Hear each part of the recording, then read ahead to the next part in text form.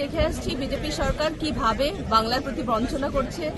এখন পর্যন্ত 2 লক্ষ কোটি টাকা ডিউ রয়েছে এবং সেটা যখনই আমরা বলছি, ইভেন আমাদের কলকাতা হাইকোর্ট বলে দিল যে আমাদের টাকা দেওয়ার জন্য, সেটা সুপ্রিম কোর্ট বলল, সেটাকে বিজেপি সরকার সেখানে তাদের মুখ পোড়ালো, কিন্তু এখনো পর্যন্ত আমরা সেই টাকাটা পাইনি। তো আমরা ওয়েট করছি আর কতদিন পর্যন্ত আমাদেরকে এই বঞ্চনার মধ্যে থাকতে হয় সেটা দেখার।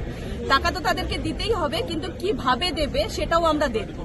তো বাংলার প্রতি বঞ্চনা আমরা আর একটা ক্ষেত্র দেখতে পাচ্ছি, বাংলা ভাষার প্রতি বঞ্চনা, যেখানে আমরা দেখতে পাচ্ছি যে আসামে যতগুলো নবোদয় বিদ্যালয় আছে বা কেভি বিদ্যালয় আছে, প্রায় প্রত্যেকটা বিদ্যালয়েই আসামিজ ল্যাঙ্গুয়েজকে সেখানে চালু করা আছে, কিন্তু আমাদের বাংলাতে 56টি কেন্দ্রীয় বিদ্যালয়ের মধ্যে শুধুমাত্র দুটো স্কুলে বাংলা ল্যাঙ্গুয়েজকে প্রায়োরিটি দেওয়া আছে বা তাদেরকে দুটো ল্যাঙ্গুয়েজকে সেখানে বাংলাকে অ্যাপ্রুভ করা আছে।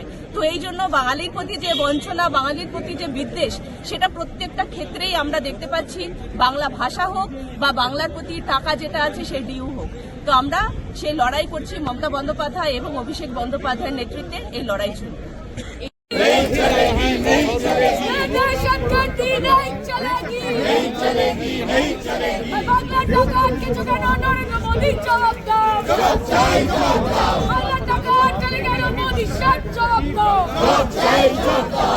তোমায় দিতেই হবে, তোমায় দিতেই হবে।